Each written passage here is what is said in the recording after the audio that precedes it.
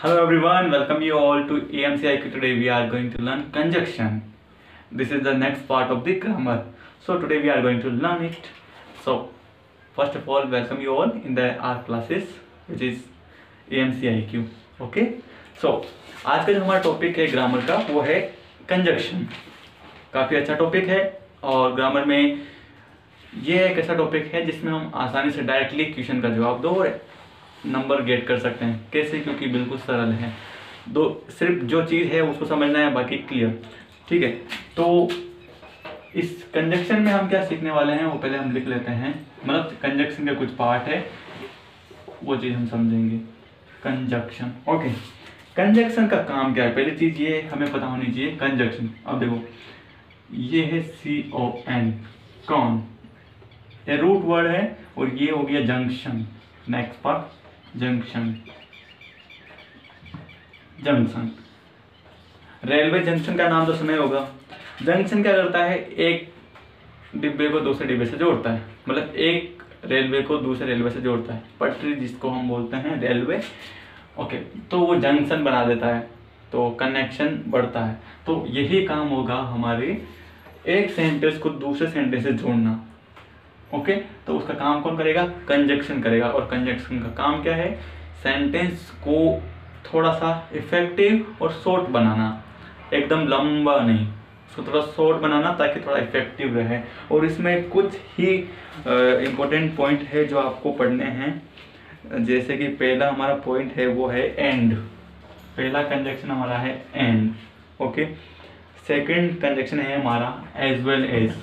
As well as, and next one is not only,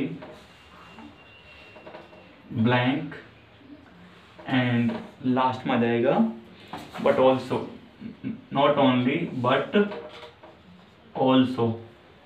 first, second and third. next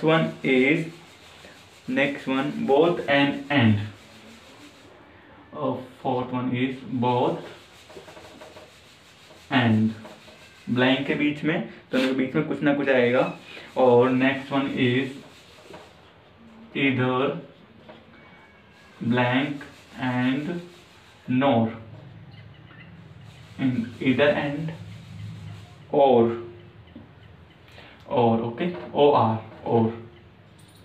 and six one is neither, जिसको हम neither either बोलते रहते हैं, लेकिन neither और either है. ओके. फिर है नॉर. और उसके बाद है सो.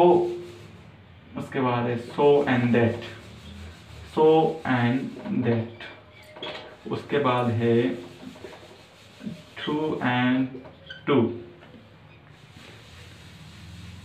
एंड उसके बाद में है 9 नंबर थो एंड ऑल्थो.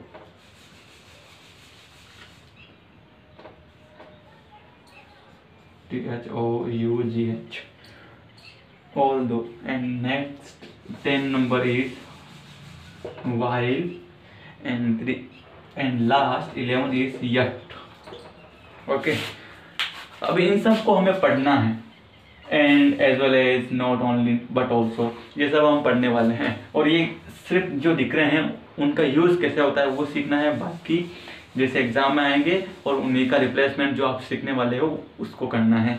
ओके. तो चलो स्टार्ट करते हैं बिना किसी देरी के. पहला टॉपिक है हमारा इसी के अंदर वो है एंड. टॉपिक नहीं, पहला इसमें कंजक्शन है एंड. अब एंड का कंजक्शन किस प्रकार से हम करते हैं? पहला सेंटेंस हो गया हमारा ये. Okay. Mohan is a student. Mohan is a student, full stop.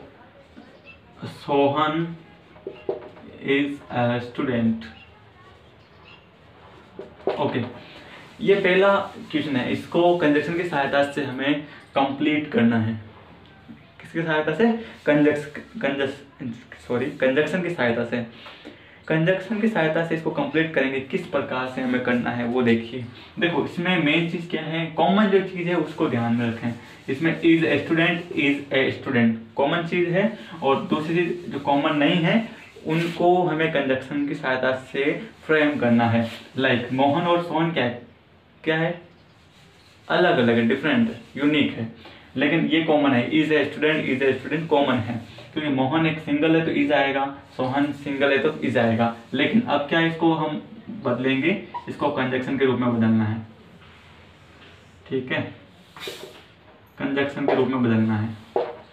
अब कैसे बदलेगा, यहाँ लिखना है मोहन एंड, ये हो गया हमारा conjunction, and Sohan, Mohan and Sohan are students,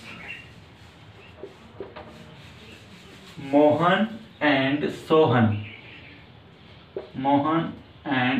Sohan are students. मतलब यहाँ हमने पहले स्टार्टिंग में बोला था कि Mohan is a student, Mohan क्या है, स्टूडेंट है। Second, Sohan is student, Sohan क्या है, स्टूडेंट है। कॉमन क्या है, दोनों स्टूडेंट हैं। तो उसी कॉमन को ध्यान में रखते हुए Mohan and Sohan are student, Mohan और सोहन स्टूडेंट हैं। तो पहली चीज क्या रिप्लेस हुई, यहाँ पर इज यहाँ पर आया are.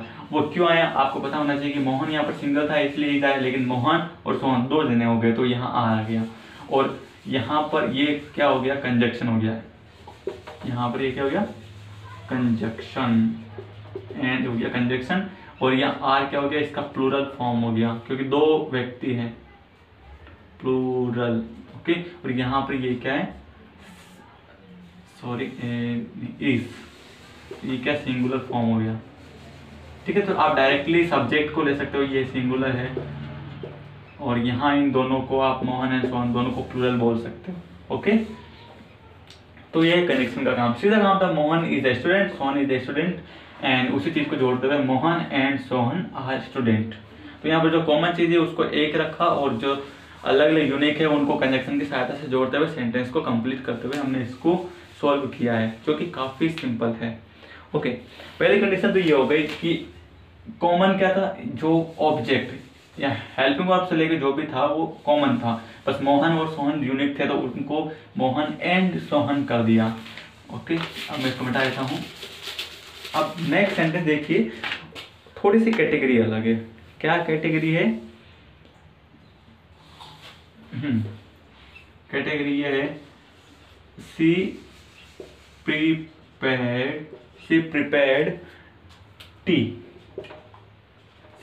tea, full stop, and she took it with me। ये हो गया हमारा सेंटेंस। सी प्रिपेयर्ड टी, उसने चाय बनाई, फुल स्टॉप लगा दिया। She took it with us, it means, it का मतलब यहाँ हो गया चाय, टी हो गया, क्योंकि क्या बोलते हैं, सी कोई भी लड़की हो सकती है, उसने चाय बनाई और उसने सी टुक यानी उसने भी ली, किसके साथ, हमारे साथ। तो सी टुक विथ अस, तो उसने चाय बनाई और उसने चाय हमारे साथ ली, ये इस सेंटेंस का मतलब हो गया। और यहाँ पर कॉमन क्या है, सब्जेक्ट कॉमन है। पिछले में सब्जेक्ट कॉमन नहीं था, रोहन और सोहन अलग अलग थे, और यहाँ पर सब्जेक्ट क्या है, सी सेम है, कॉमन है, और बाकी जो बचा हुआ पार्ट है वो अलग अलग है। तो इनको हमें कंजक्शन एंड की सहायता से कंप्लीट करना है। तो ये इसको कंजक्शन में हम बदलते हैं, ये हो गया हमारा कंजक्शन। कैसा होगा, अब जो कॉमन फैक्टर है उसको उठाओ, तो ये हो गया सी, ओके। सी यहाँ आ जाएगा prepared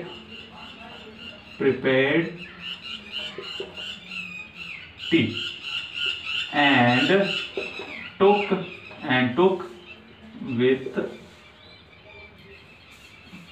it with me.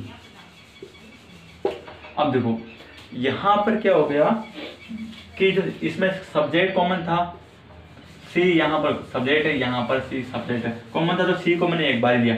C prepared T, उसने चाय बनाई, and took it with me, तो उसने चाय बनाई और उसने मेरे साथ पी। तो हमने इस कंजक्शन की सहायता से दोनों सेंटेंस को जोड़ दिया। तो ये दोनों प्रकार के एंड को हम रिप्लेस कर सकते हैं कंजक्शन की सहायता से, मतलब कंजक्शन के रूप में एंड को। पहले तो सब्जेक्ट सेम नहीं थे, अभी सब्जेक्ट सेम है तो सब्जेक्ट को कॉमन ले लिया और बाकी हमने लिख दिया। पहले हमने ऑब्जेक्ट जो हेल्पिंग वर्ब से स्टार्ट एंड तक है, इज ए स्टूडेंट, उसको कॉमन लिया और सब्जेक्ट को रोहन एंड सोहन कर दिया। और यहाँ पर सब्जेक्ट सेम है तो उसको कॉमन लिया, बाकी को जो भी अदर पार्ट है सेंटेंस का उसको हमने कॉमन बनाते हुए एक फ्रेम कर दिया इस सेंटेंस को।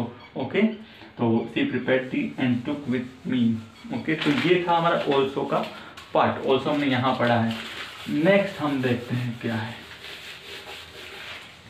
नेक्स्ट पार्ट है as well as. As well as, देखो एंड का मतलब सभी को पता है, मैंने लिखा नहीं और। ओके, एज वेल एज का मतलब क्या होता है?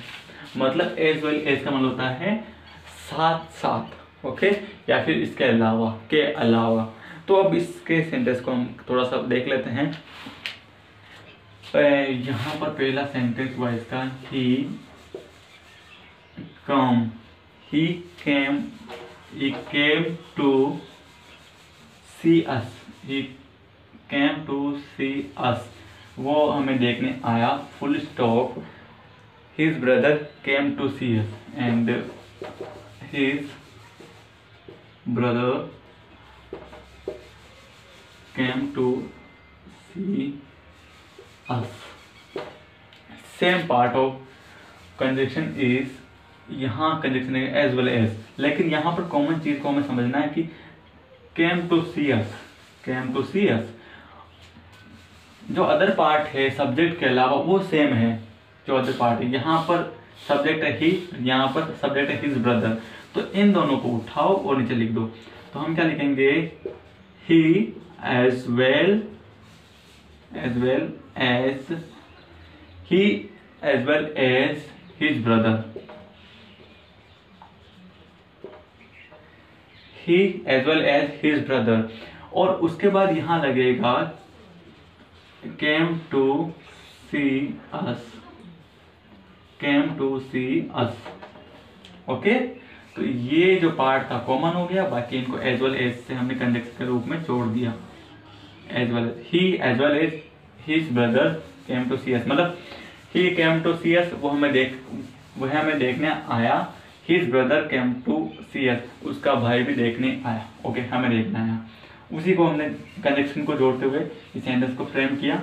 ही as well as his brother, मतलब वह अपने भाई के साथ साथ हमें देखने आया, वो चीज़ होगी। या फिर हम ऐसा बोल सकते हैं, उसके भाई के साथ साथ वह हमें देखने आया, या फिर उसके साथ साथ उसका भाई हमें देखने आया। दोनों हम इसको समझ सकते हैं। तो मेन चीज़ क्या है, जो कॉमन है उसको छांटो, यानी कि उसको फिगर आउट करो, फिर कंजक्शन को जोड़ते हुए सेंटेंस को फ्रेम करना होता है। तो कोई दिक्कत वाली बात नहीं है ना। अब मैं इसको मिटा देता हूँ। ओके, पहला तो ये हो गया, अलग अलग सब्जेक्ट थे। अब जब सेम सब्जेक्ट आता है तो क्या होता है, या फिर एक चीज़ और मैं क्लियर कर देता हूँ कि अगर सेम सब्जेक्ट आता है तो कोई दिक्कत नहीं है, लेकिन एक चीज़ है आए, इसका सेम सब्जेक्ट तो होगा नहीं क्योंकि किसी के साथ साथ ही हम जाएंगे, लेकिन थोड़ा सा एक चीज़ क्लियर करना चाहता हूँ। I am absent, I am absent, full stop, and Jyoti is absent. I am absent and Jyoti is absent. अब इसको हमें क्या करना है, कंजक्शन एज वेल एज का इस्तेमाल करते हुए इसको कंप्लीट करना है। तो पहली चीज़ तो यहाँ पर कॉमन फैक्टर क्या है, absent, बाकी यहाँ एम है, यहाँ इज है। ओके, तो हमेशा ध्यान रखना है कि जब भी यहाँ पर इज और एम, जैसे हेल्पिंग वर्ब का कोई भी पार्ट है जो हमें डिफिकल्ट लगता है कि यहाँ पर अब नीचे सेंटेंस बनाऊंगा, वहाँ पर एम लिखूँ या इज लिखूँ, एम लिखूँ या इज लिखूँ, तो आपको हमेशा ध्यान रखना है कि जो पहला सेंटेंस है उसमें जो सब्जेक्ट है उसको फॉलो करना है। ओके, इस वाले पार्ट को नहीं करना है, क्योंकि हम बात किसकी कर रहे हैं, आई की। I am absent, as well as, जो भी हम उसको जोड़ेंगे तो क्या करना है, इसमें जो कॉमन फैक्टर है उसको एब्सेंट को एक रखना है, बाकी क्या रखेंगे सेम। तो यहाँ क्या हो जाएगा, I as well as Jyoti, I as well as ज्योति, यहाँ आ जाएगा एम अब्सेंट। ये मेन फैक्टर था यहाँ पर। ओके,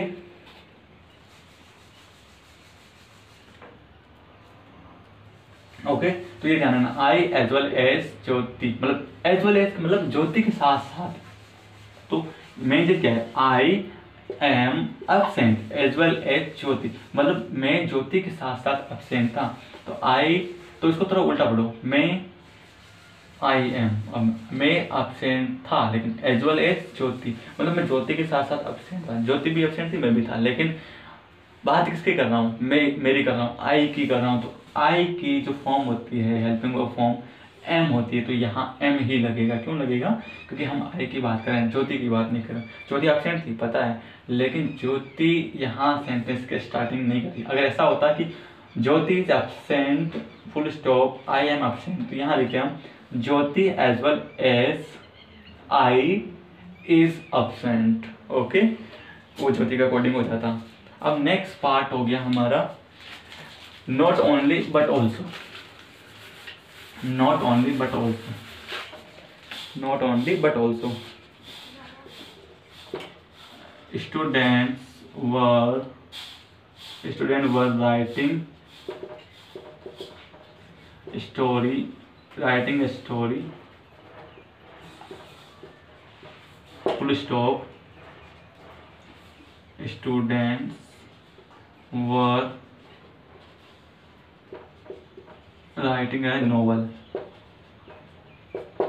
इस्तेमाल किसका करना है, नॉट ओनली बट ऑल्सो। अभी यहाँ पर मेन चीज क्या, वही चीज क्या, कॉमन फैक्टर को पकड़ना है। Common factor were writing, were writing. Okay, तो अब इसमें हम नॉट ओनली रखेंगे, मतलब स्टूडेंट स्टोरी लिख रहे थे और नॉवल लिख रहे थे, मतलब वो लिख तो रहे थे लेकिन स्टोरी लिख रहे थे और नॉवल लिख रहे थे। तो मतलब हम ये बोलेंगे या तो वो स्टोरी लिख रहे हैं या वो नॉवल लिख रहे हैं, एक ही बात है, लिख रहे हैं तो कुछ ना कुछ तो लिख रहे हैं। तो उस चीज़ को तो हम क्या कर रहे हैं, not only story but also novel, मतलब वो केवल स्टोरी नहीं लिख रहे हैं बट ऑल्सो नॉवल भी लिख रहे हैं।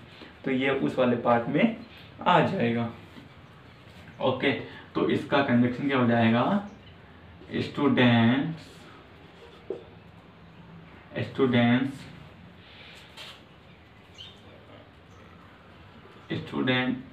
Students were, okay, student were writing,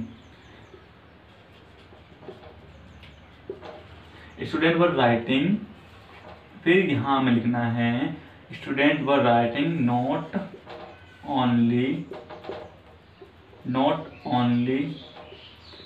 a story, not only a story but also a novel। Student writing तो कर रहे हैं लेकिन not only story but also novel, वो नो क्या हो गया, स्टोरी के अलावा नोवेल भी लिख रहे हैं, राइटिंग कर रहे थे, ठीक है, वर कर रहे थे। तो ये वाली बात हो गई यहाँ पर। तो student were writing not only a story, केवल वो स्टोरी नहीं लिख रहे थे बट ऑल्सो ए नोवेल, वो नोवेल भी लिख रहे थे। ओके, जैसे नहीं बोलते कि मम्मी ने घर पर मिठाई बनाई, तो हम ऐसे बोलते हैं मम्मी ने केवल मिठाई नहीं बनाई, साथ में पकौड़ी भी बनाई, है ना, तो ऐसे बोलते हैं। तो वही चीज़ है, not only sweets but also pakoris, rissoles, pies. Okay, ये हो गया पहला part.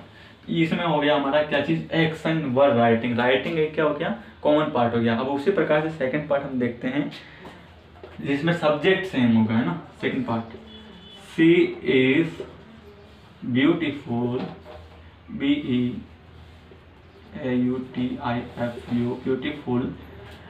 She is beautiful and she is intelligent. She is beautiful and intelligent. Intelligent, एक second. INTE double LIEN, double LIGENT, intelligent. She is beautiful, full stop, she is intelligent. तो यहाँ पर common क्या है? she is.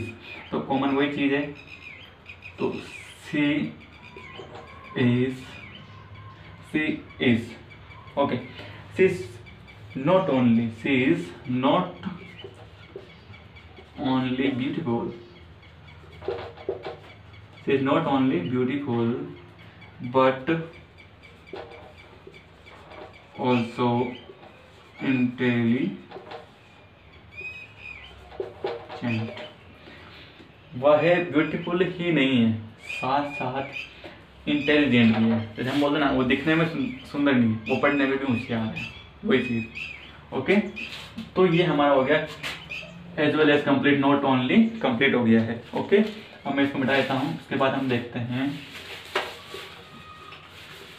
उसके बाद हमारा point है बोथ एंड एंड।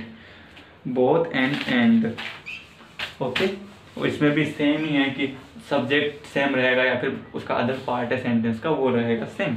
तो आई एम, पहला पार्ट हो गया, I am a tailor, I am a tailor and I am a teacher, I am a teacher, मतलब मैं टेलर हूँ और मैं टीचर हूँ। ओके, बोथ एंड का इस्तेमाल करना है। तो इसमें कॉमन क्या है? आई एम, तो यहाँ कंजक्शन के रूप में क्या आ जाएगा? I am both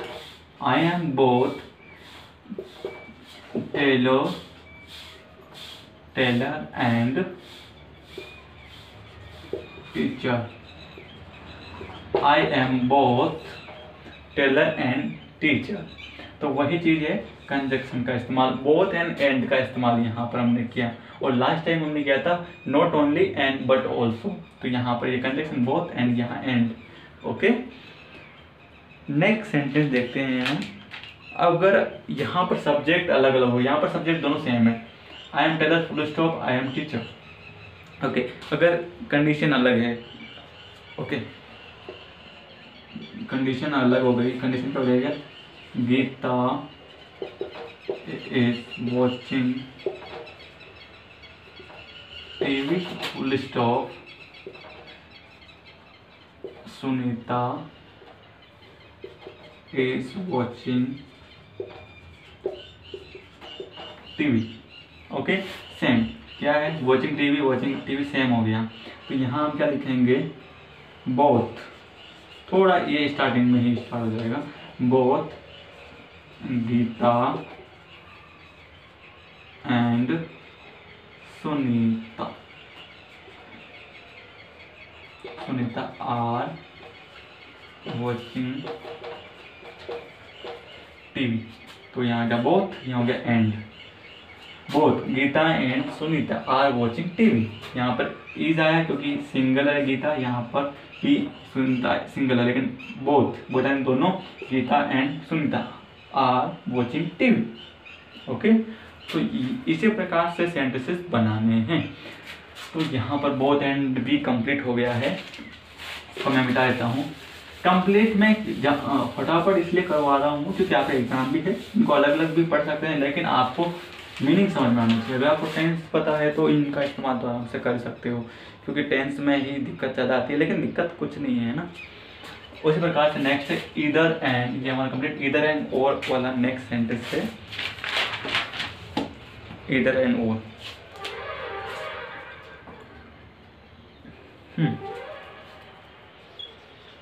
She is talking, full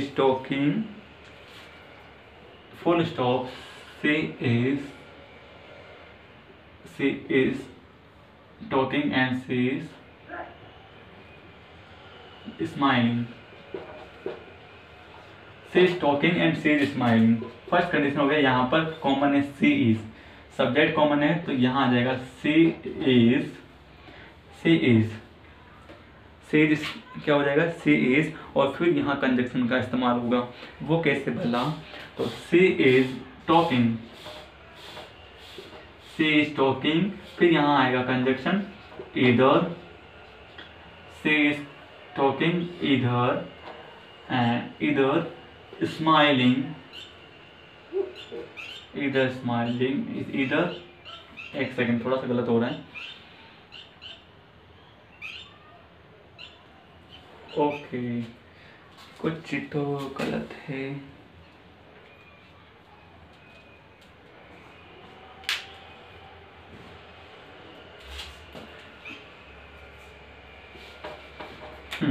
She is either talking or smiling. Okay, either and or, यह हो गया conjunction. She is either talking or smiling। इधर का मतलब या तो या फिर, ठीक है। She is either talking, या तो वो टॉकिंग कर रही है, बात कर रही है, और स्माइलिंग, या फिर वो स्माइलिंग कर रही है। पहली कंडीशन ये हो गई। ओके, अगर सब्जेक्ट अलग हो तो क्या होगा, सेकंड पार्ट हो जाएगा, Ramesh learns spoken English, Ramesh learn spoken English. Okay, और इसी के नेक्स्ट आ जाएगा अनिल लर्न्स स्पोकन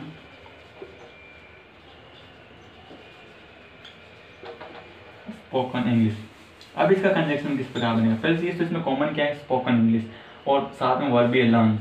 तो यहाँ क्या हो जाएगा, इधर और निधर का इस्तेमाल आसानी से हम कर सकते हैं। तो क्या होगा, जो कॉमन है उनको पहले रख लेना है। यहाँ पर जो कॉमन था, जैसे कि सी इज कॉमन था, इसमें सी इज, तो सी को कॉमन रखा, बाकी हमने कंजक्शन का इस्तेमाल करते हुए नेक्स्ट जो सेंटेंस का पार्ट है उसको हमने कंजक्शन के अकॉर्डिंग फ्रेम कर दिया। यहाँ पर भी जो कॉमन है उनको रखो। तो इन दोनों में Ramesh learns and Anil learns, उन दोनों का रखना है। ओके, और जो कॉमन है इसमें लर्न्स कॉमन है और लर्न्स और स्पोकन इंग्लिश कॉमन है। तो क्या करेंगे, इधर और का इस्तेमाल कैसे करेंगे, इधर स्टार्टिंग में हो जाएगा इनका इस्तेमाल, इधर रमेश और अनिल, इधर रमेश और अनिल लर्न्स स्पोकन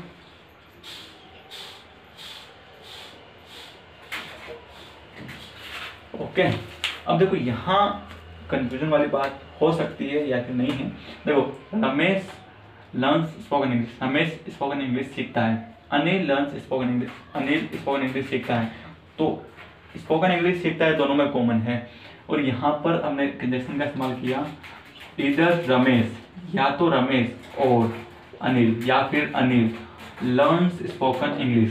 तो यहाँ पर देखो, यहाँ जो हेल्पिंग वर्ब आई है लर्न्स यानी सिंगुलर ही आई है, तो इसका मतलब ये है कि इन दो, इधर रमेश और अनिल, या तो रमेश या फिर अनिल लर्न्स स्पोकन इंग्लिश सीख रहे हैं, या तो अनिल सीख रहा है या फिर रमेश सीख रहा है।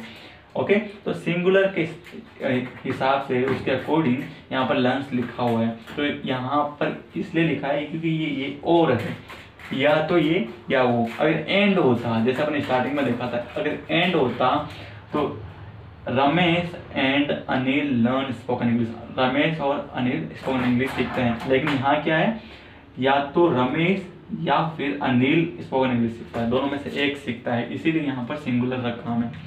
ठीक है, तो ये पार्ट था हमारा किसका, इधर और का, इधर एंड और। अब हम देख रहे हैं नीदर और नोर, नीदर एंड नोर। इसमें भी सेम कंडीशन है। पहली कंडीशन हो जाएगी सब्जेक्ट के अकॉर्डिंग, और दूसरी कंडीशन हो जाएगी हमारी जो अदर पार्ट ऑफ सेंटेंस है।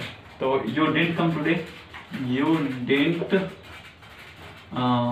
डिड नॉट कम टुडे, तुम आज नहीं आए। Second sentence you didn't come yesterday। You didn't come today and you didn't come yesterday। इसका मतलब तुम आज नहीं आए, और सेकंड हो जाएगा you didn't come yesterday, तुम कल नहीं आए। ओके, आज भी नहीं आए, कल भी नहीं आए, तो इन दोनों को जोड़ना है। अब कैसे जोड़ेंगे? इसमें कॉमन चीज़ क्या है? you और did, not और come, ये चीज़ है। तो यहाँ पर क्या होता है, जो यहाँ नीदर का मतलब क्या होता है, जो नीदर के अंदर ही नोट छिपा हुआ है। ओके, ये चीज़ ध्यान में रखना, और नोर के अंदर भी नोट छिपा हुआ है, ये चीज़ भी ध्यान रखना। तो इन दोनों को आप कॉमन चीज़ ध्यान रखते हुए इसको कंप्लीट करना है। ओके, तो मैं यहाँ लिखूंगा कंजक्शन के रूप में you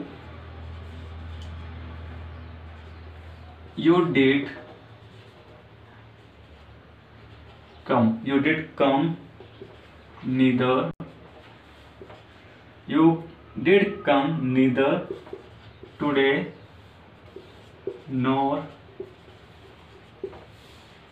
yesterday। You did come neither today nor yesterday, मतलब तुम आज भी नहीं आए, कल भी नहीं आए। ओके, तो you did come neither, यहाँ से did से नोट क्यों हटा? क्योंकि neither के अंदर ही नोट है। neither मतलब नहीं आए, और मतलब नहीं जो नेगेटिव पार्ट हो गया, नोर में भी नोट छिपा हुआ है। तुम ना तो आज आए ना ही कल आए, तो इसका मतलब ये हो गया। और यहाँ पर कॉमन क्या है? सब्जेक्ट है बिल्कुल। और बाकी हमने इसको क्या कर दिया? इसको फ्रेम कर दिया विद कंजक्शन। ओके, कंजक्शन का मतलब आपको धीरे धीरे समझ में आ रहा होगा मेरे according. And next part is, उसी प्रकार से अगर सब्जेक्ट अलग हो तो मैं लिख देता हूँ I don't have money full stop. You don't have, I don't have money, मेरे पास पैसे नहीं है। यू डोंट हैव मनी, तुम्हारे पास पैसे नहीं है। ओके, अब इसका सेंटेंस क्या होगा? ना मेरे पास पैसे है ना तुम्हारे पास पैसे है, तो उसको कंजक्शन की सहायता से क्या लिखेंगे?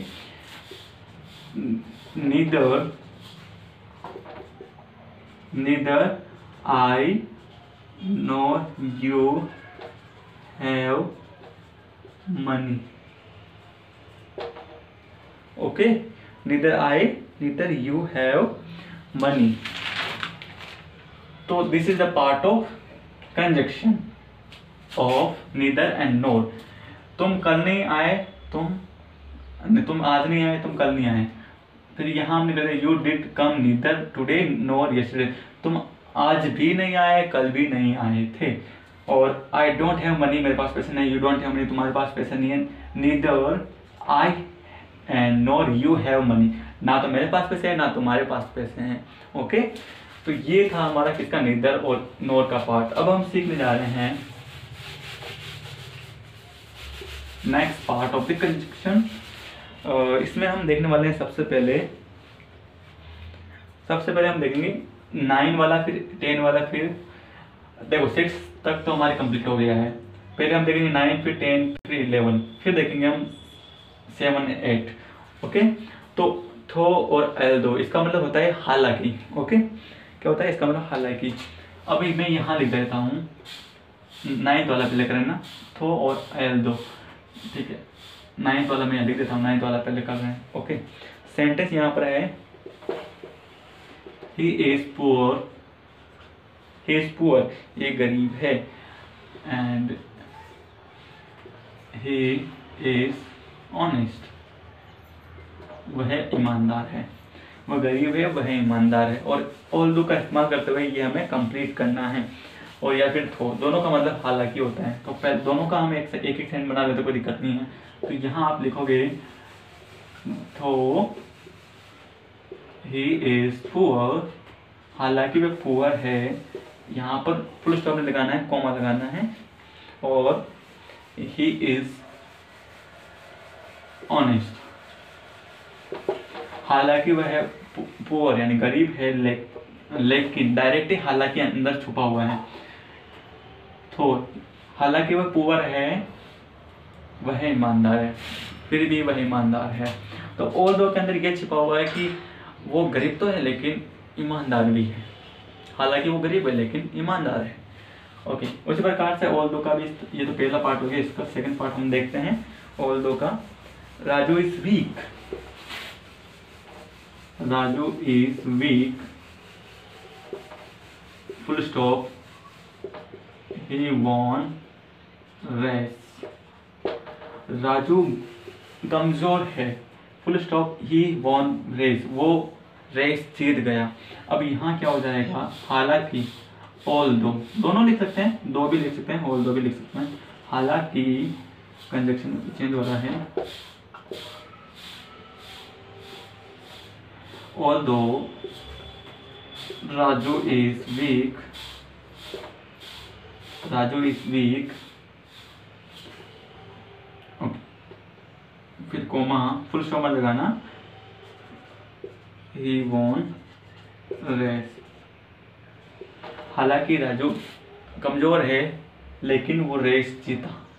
ओके, तो ये ऑल्दो का इस्तेमाल हो गया और दो का इस्तेमाल हो गया। 9th वाला हमारा कंप्लीट हो गया है। नॉर्मल है, स्क्रीनशॉट ले लो, इसका मिटा देता हूँ मैं।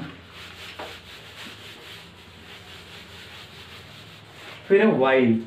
वाइल का मतलब क्या होता है, जब की, मतलब जब वो चीज़ हो रही थी, मतलब किसी चीज़ के होते हुए कुछ और हो रहा है तो वाइल का इस्तेमाल करते हैं। इसका सेंटेंस मैं बता देता हूँ, दो कंडीशन में इसका इस्तेमाल हो सकता है, वो आप देखिए।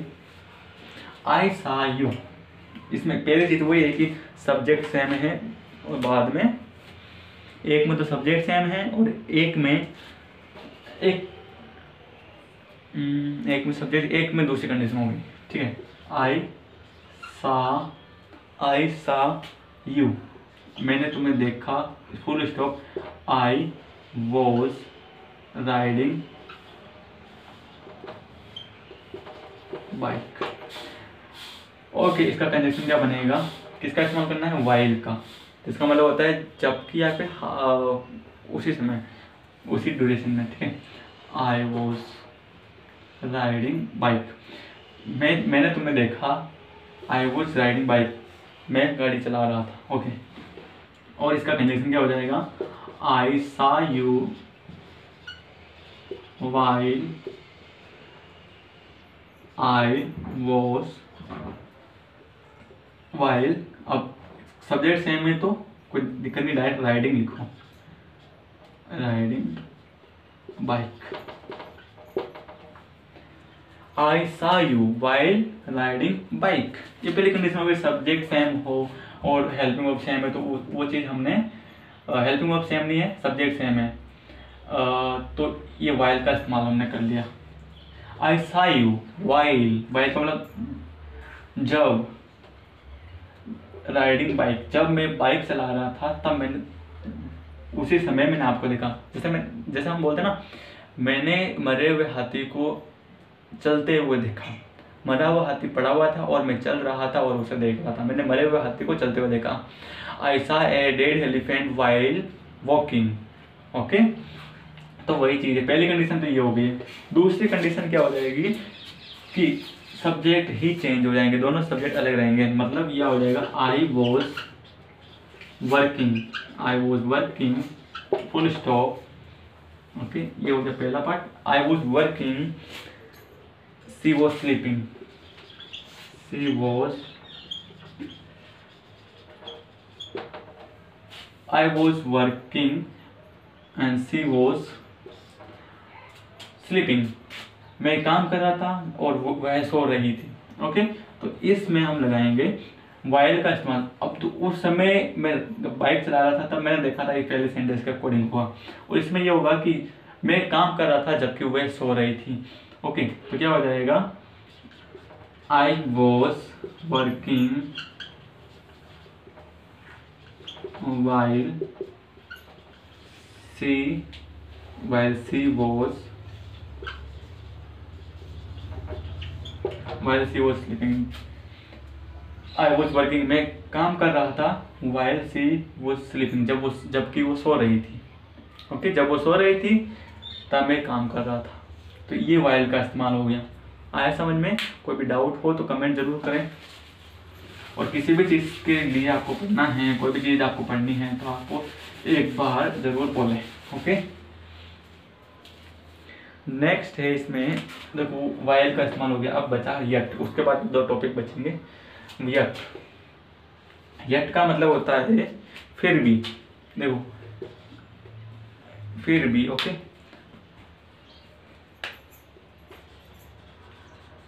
रुस्तम इज वेरी हेल्दी,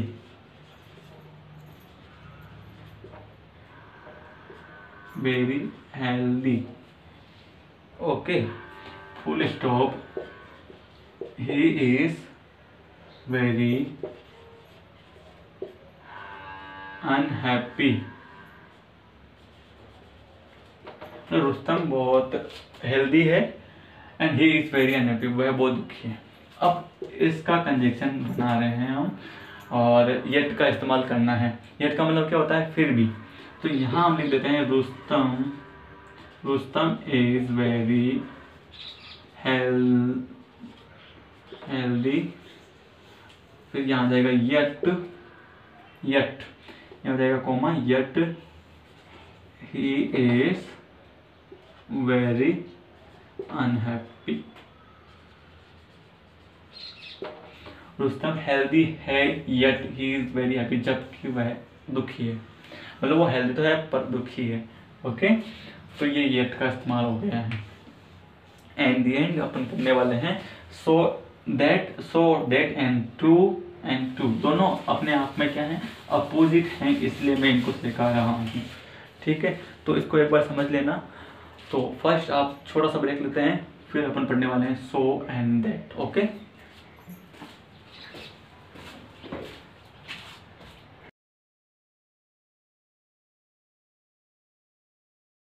यहाँ पर दे कोड आ जाएगा, दे कोड आ गया, ओके। इक्वेशन हो गया। पहला यहाँ पर Kavita is honourable to beg before others, मतलब कविता इतनी ऑनरेबल है कि दूसरों के सामने भीख मांगे, ऑनरेबल भीख नहीं मांगेंगे। तो सो ऑनरेबल, काफी ऑनरेबल है। दैट, सो को हमने, टू को हमने क्या कर दिया, सो के रूप में चेंज कर दिया, और टू को हमने क्या कर दिया, दैट के रूप में चेंज कर दिया एज कंजक्शन, कंजक्शन बनाने के लिए, ओके। कि वो इतनी ऑनरेबल है दैट सी कैन नॉट, इसी दैट जो कि सी कैन नॉट, वो नहीं कर सकती, क्या नहीं कर सकती, बेग नहीं, यानी कि भीख नहीं मांग सकती, बिफोर यानी सामने, अदर्स दूसरों के सामने भीख नहीं मांग सकती, क्योंकि ऑनरेबल है। अब the question was too difficult, question काफी डिफिकल्ट था फॉर देम, उनके लिए, टू सोल्व इट, उनके लिए क्वेश्चन को सोल्व करना काफी कठिन था, क्योंकि क्वेश्चन क्या था, टफ था, थोड़ा डिफिकल्ट था। उसी को हम बनाते हैं, the question was so difficult, तो हमने टू को क्या कर दिया चेंज, सो के रूप में, एंड फिर कहाँ गया भाई, हाँ, इस टू को हम चेंज कर देंगे दैट के रूप में, ओके। किसके रूप में, दैट के रूप में। तो the question was so difficult, वो काफी डिफिकल्ट था, दैट जो कि काफी डिफिकल्ट था, they could not solve, that कि वो इसको सोल्व नहीं कर पाए, क्योंकि क्वेश्चन बहुत डिफिकल्ट था कि वो इसको सोल्व नहीं कर पाए।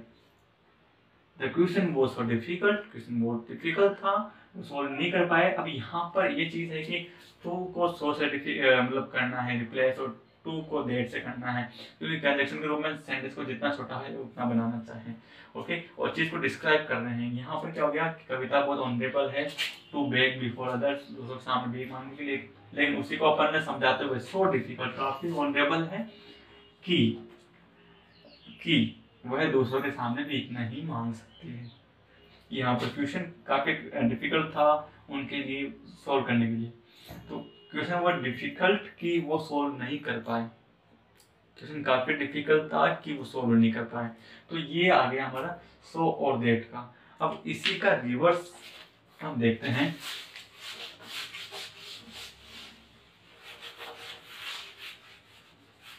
रिवर्स है, ज्यादा बिल्कुल ही रिवर्स नहीं है, मतलब बिल्कुल उसके अपोजिट नहीं है, लेकिन थोड़ा सा हम कह सकते हैं। तो ये लास्ट पार्ट है हमारा आज का कंजक्शन के लिए, जो कि है टू एंड टू का इस्तेमाल करना है सेंटेंस में। ओके, तो सीता इज मच टायर्ड, पहला सेंटेंस है Sita is much tired, Sita काफी थकी हुई है। Okay, she can not cook food, comma she can not cook food. Okay, तो यहाँ पर टू और टू का इस्तेमाल करते हुए इस कंजक्शन को छोटा करना आराम से अपन देख सकते हैं। इसमें मेन चीज क्या है, कॉमन क्या है, सीता, उसको सी है, दोनों सब्जेक्ट क्या है, एक ही है, लेकिन ये हमारा क्या है, नाउन है, क्योंकि नाम है, और जिस नाउन को हम रिप्लेस करते हैं उसको बोलते हैं प्रोनाउन। ठीक है, हम बोलते हैं ना क्रिया के स्थान पर प्रयुक्त होने वाले को सर्वनाम बोलते हैं। सर्वनाम का मतलब ही प्रोनाउन होता है। ओके, तो प्रोनाउन और मैंने नाउन पढ़ा रखा है, लिंक आपको डिस्क्रिप्शन में मिल जाएगी, उनको देखें, काफी अच्छा पाठ है, फटाफट देख लो, ज्यादा मिनट के नहीं होंगे, कोई 5 मिनट का, कोई 7 मिनट का, ऐसा। Okay, Sita must, Sita is must है, वो काफी थकी हुई है। सी कैन नॉट कुक फूड, वो खाना नहीं बना सकती है क्योंकि वो थकी हुई है। अब इसी को हम जोड़ते हैं टू और टू का इस्तेमाल करते हुए, तो हम क्या कहेंगे, सीता, अभी देखो लास्ट में जब इस्तेमाल कर रहे थे उसी के हिसाब हमने क्या बोला था, कविता इज टू ऑनरेबल, वो काफी ऑनरेबल है, पर वही चीज है, सीता इज मच का अपन रिप्लेस कर देंगे, तो ये हो जाएगा टू टायर्ड, एंड यहाँ इन दोनों को जोड़ने के लिए, दो सेंटेंस है, इसको जोड़ने के लिए कर देंगे टू कुक फूड। हो गया, Sita is too tired to cook food, मतलब वो खाना बनाने के लिए काफी थकी हुई। तुम लोग थकी हुई तो खाना कैसे बनाए, मेन चीज ये ना। तो पहली चीज ये क्या हुई, Sita is too tired to cook food, Sita is tired, तो टायर्ड है तो खाना कैसे बनाएगी, उसी चीज का इसका रिवर्स देखो, वही हमने चेंज किया था ना, टू और टू का इस्तेमाल करते हैं, यहाँ पर हम ऐसे भी लिख सकते हैं इनका, इसको मैं घुमा के लिखूंगा, क्या हो जाएगा, Sita is so tired that she cannot cook food। Last sentence के जैसे ही है, कोई डिफिकल्टी है नहीं है। अगर आपको एग्जाम में इस प्रकार मिले तो इस तरह सॉल्व करना है, अगर यही एग्जाम में मिल जाए तो इस प्रकार से करना है, कोई डिफिकल्टी नहीं होनी चाहिए इसमें।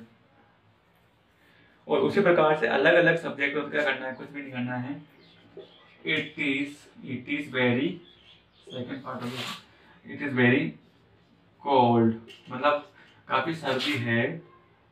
ओके, काफी सर्दी है, एंड फुल स्टॉप फिर लिखा मैंने, we can not outside sit outside.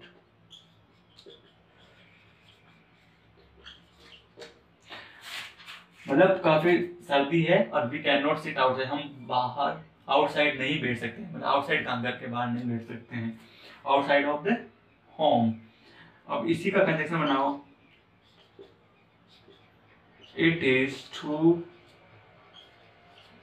Cold to sit outside, it is too cold to sit outside, it is too cold to sit outside, काफी सर्दी है, बाहर नहीं बैठ सकते हैं, उसी को is too cold to sit outside. आया समझ में? तो ये आज की सेशन में हमने सीखा है कंजक्शन और उसके जितने भी पार्ट जो आपके एग्जाम में आने वाले हैं और डेली कंपटीशन एग्जाम में काम आते हैं। लेकिन मेरा जो उद्देश्य था कि आपकी क्लास को पूरा किया जाए, कंपटीशन के लिए अलग से वीडियो बना दी जाएंगी। अगर आपको ऑफलाइन क्लासेस लेनी है तो मेरे नंबर पर आप मैसेज करें, मैसेज और जीमेल आईडी आपको मेरे चैनल पे मिल जाएगी, हमारे सारे लिंक आपको मिल जाएंगे इंस्टाग्राम पे, व्हाट्सएप के। आप कोई भी क्वेरी पूछना चाहते हो तो पूछ सकते हो। ओके, तो ये हमने सीखा है। इट इज़ वेरी कोल्ड, काफ़ी गर्मी है, we can not sit outside, हम बाहर नहीं बैठ सकते हैं, काफ़ी सर्दी है, हम बाहर नहीं बैठ सकते हैं। लाइक उसी कंडीशन के रूप में चेंज कर दिया, it is too cold to sit outside, ये काफ़ी सर्दी है, टू सिट आउटसाइड, हम बाहर नहीं बैठ सकते, सीधी बात ये है। सो गाइस, कैसा था सेशन आपको बताना है कमेंट के जरिए, और कोई भी हेल्प है तो आप पूछ सकते हैं। और मेन चीज़, आई होप आप सबको समझ में आया होगा। काफ़ी सिंपल था, सिंपल थोड़ा लंबा है, वीडियो लंबा है, इसका मतलब सिंपल नहीं, क्या सिंपल है ना, इजंट इट? ओके, इनको कुछ भी नहीं करना है, सीधा सा जो आपको टॉपिक स्टार्टिंग में नहीं याद लिखाए थे उनका पोजीशन याद रखें। वो पोजीशन कहाँ होती है और किसके आगे होती है। मच का टू में चेंज हो गया, यहाँ पर जो गेप था उसमें टू जोड़ दिया, क्योंकि दो सेंटेंस को एक कर दिया। टू का इस्तेमाल वही होता है, प्रीपोजिशन डी होती है, टू और कंजक्शन होता है। कंजक्शन का काम होती है, दो चीजों को जोड़ने का काम करती है, जंक्शन बनाती है। So this is the part of conjunction. So till then, bye bye. Thank you so much. We will meet in next video and a part of the grammar of yours. Thank you so much.